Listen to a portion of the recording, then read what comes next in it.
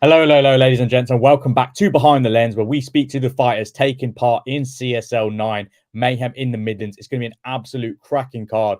And joining me today is Gully Kid, the current CSL light heavyweight Midlands champion. He's back to defend his title that he won on CSL 7.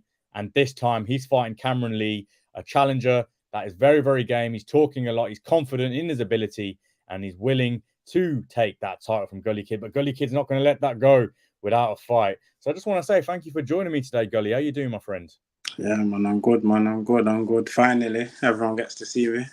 Yeah, finally. Everyone's thinking, he's a light heavyweight champion, but we've not seen him. And it's like, yeah, he's just a busy guy. And let's get straight Yeah, into it then. So you come in straight off that CSL 7 win last year against yeah. Wagga Khalid. How did you think that fight went? Because we didn't really get a chance to speak after that fight. I know I was injured, man. I was injured in that fight. I didn't box for a while. Um, the fight was good. I think it was different because he was coming from like a Muay Thai background, so it was nice to fight someone like not just with a boxing background. Just like this time he's gonna be a kickboxer. So it's always good to see how people transition. No, But of yeah, course. man, it was good, man. I would say Wagga was my toughest opponent yet. Not gonna lie. Yeah, I think it was a great fight. I was in commentary Yeah, there. man. I mean, I felt as though you did win, but it was a close fight. And Yeah, one thing I yeah, want yeah, to give yeah. credit to as well is the fact that, he was a bigger opponent than you in terms of height. Yeah, it's massive. I was like, whoa, where have they It got this is guy from? massive. Yeah, Like, man. But you know what crazy. it is? You set your brain to the target. You go in the ring, and get me. There's only one winner. End of the day. It was a great performance, but like you just mentioned, you got injured. So let's talk through that injury. Was it a serious injury? What kind of happened? Yeah, like you see, like when we was doing all the clinching and all that, it was a Hmm. bit like my arms were getting twisted, my elbows and that. So yeah, man, I didn't box for about 3-4 months. I was down and out. Couldn't even pick the kettle up. Nothing. I was done. That's how you know it's serious. If Um, you can't even make a cup of tea these days, yeah, but like, I've and trained. I'm ready. I'm back. I've been listening to all his talk, all of his little whatever he wants to call it, his hype. I just leave him, let him talk. That's yeah. all I can do really. No, of course, and he has been speaking a lot about you. I mean, it's Hmm. been confident talk from Cameron. I don't think it's been anything disrespectful, but he Hmm. believes in himself a lot. I've spoke to him a few times. He definitely thinks he's got this in the bag. He's been training hard, and he thinks as though maybe yourself being in Jamaica, maybe you're not taking it seriously. For those of you that aren't aware, we haven't seen Gully yet. He wasn't at the press conference. He was coming back from Jamaica. It was a long flight. Haven't had the chance to speak to him, so maybe you want to tell everyone, were you just relaxing in Jamaica? Was it something of a bluff? Like, what were you? Nah, yeah, I was taking it serious. I went to Jamaica. I was seeing some family. Had a good time. Enjoyed myself. Ate some fresh fruits, fresh this, fresh that. You get me, like, but mainly it was for the mental. A lot of people just think about the physical aspect of boxing, and there's a whole mental side of it. You gotta get your mindset right before the fight. So my mind's right, body's right. I just hope like you said, he hopes I bring my A game. I'm definitely gonna do that all the time. I just hope he's ready for the level of aggression that I fight at, because he talks a lot, and you know me, I don't really talk. I'd rather just show you what I'm about. No, So if he thinks he's a man of power, so it's gonna be power meets power. So it's gonna be a very interesting fight. no, that's an interesting fight. I'll be on commentary again, so I'll be looking forward to that because I think you two are two great fighters. It'll be a great matchup. And like you just said, you don't talk a lot. A lot of your talking happens in the ring. And your coach, the Mantis himself, has there been something that you've been working with him on during fight camp? Yeah, man. Cryptics, very inspirational, man. In the ring, out of the ring, like on a down there, I could ring him and be like, "Yo, Crip, blah blah blah," and he'll be like, "Yo, just remember why you're doing it. You're the champion."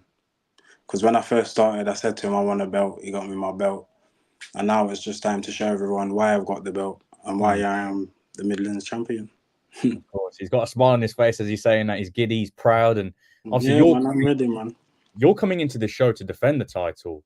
Obviously, Cameron's looking there to usurp and relinquish those belt from you. Yeah, he's trying to be the star of the show, and that's why he's doing all this talking and stuff. But the background I come from, the place I'm from, we don't really do much talking. We just get to action. So, like I said, I just hope he's ready for the level of aggression that I fight at, because Yeah. there's no remorse in that ring. no remorse. I mean, Warrior Khalid felt that as well, even though it was a very, very close fight. I was, like I said, I was ringside for that fight. I could definitely see that aggression, and I think Cameron's definitely going to bring that as well. But for this fight in particular, you keep talking about this aggression, Is there anything else that you're working on that you might want to spill the beans on? Yeah, I've been working on everything really, movement, like my fitness mainly, but movement, dodging, defense, attack. I know I can attack, but defense. That's it really, man. And just like I said, the mindset, man, working on my mind, getting my mind right. Getting my mind right. I don't go into a fight thinking, yeah, I'm gonna do this, do that. I've got my game plan, but you know, it's boxing at the end of the day. It is boxing, and I think one thing that you said that I think a lot of budding boxers or just boxers right now need to definitely not take too much. Don't take it to heart. It's like that mental side sort of thing, and you cannot take that lightly. And I think what you've done is really good. I think for a lot of fighters out there, like you said, they connect with the physical side, but the mental side, you don't really want to have a block in the ring or feel as though you're not good enough. So that's a testament to you and obviously Crypt as well in terms of, I mean, I'm not saying he's the reason why you've done it, but, I can definitely see that wisdom that he kind of brings to you as well. Yeah, man, very inspirational, man. Very, very inspirational. I just hope it's because he's got a lot of experience doing kickboxing and that, but what is it, non-contact kickboxing? He said he's done his first 2 contact sports or something, so we'll see how he responds to actually being hit. Because his last fight, I've studied that last fight he had on CSL that same night. He didn't really get hit back. I'm not going to disrespect his opponent, but I don't really think his opponent was his level to be matched with at that time. So this, on the other hand, is this more. on the other hand is, yeah, this is going to be fun.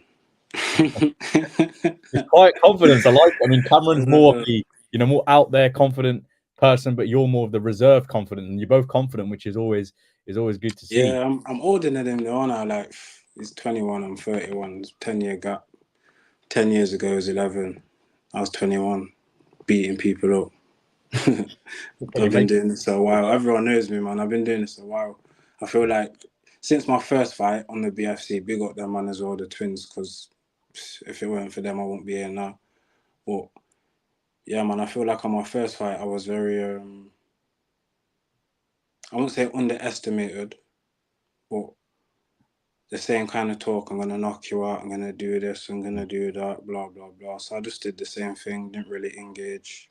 Just do what I'm doing because I'm quiet. I'm naturally quiet. I don't do all the gas and the talk. So no, we know this. We know this let from the action do the talking. Yeah, the action does. But Cameron looks like he's tuning into this live. He's put the TikTok time's ticking. Yeah. Countdown. It's coming. It's not far, but looking more kind of like bigger picture. Obviously, I know you are taking this fight really seriously. You're not focused on anything else, but looking at the bigger picture, you mentioned obviously when you fought last time on CSL, unfortunately you got injured, so you couldn't be as active. But looking forward to maybe the remainder of this year and going into 2025, is activity something that you want to kind of be doing? Yeah, definitely. I want to fight more. Obviously, you lot are Birmingham promotion, innit? So I got to always keep traveling down to Birmingham. So I want to eventually get on a Nottingham promotion so I can fight more in my city and more people can watch me fight and all of that and build like a bigger background, bigger following and all that. So yeah, man. 100%. More belts, more titles.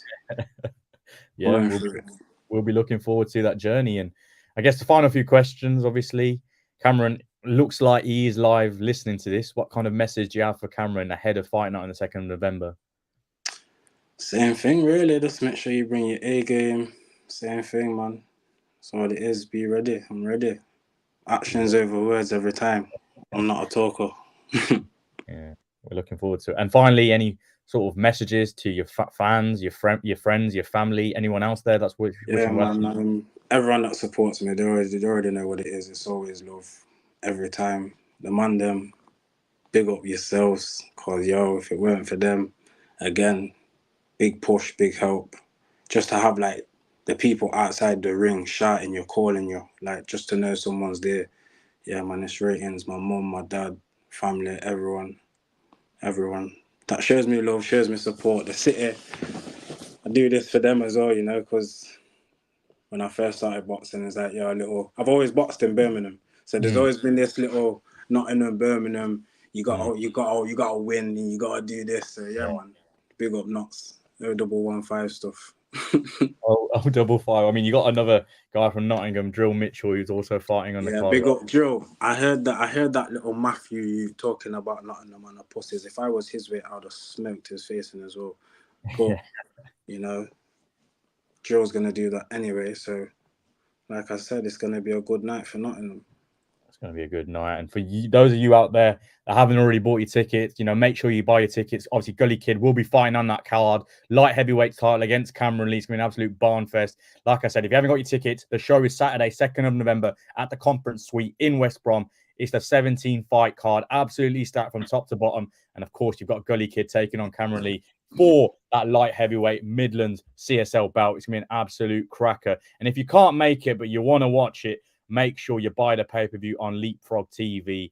But as always, guys, until next time, peace.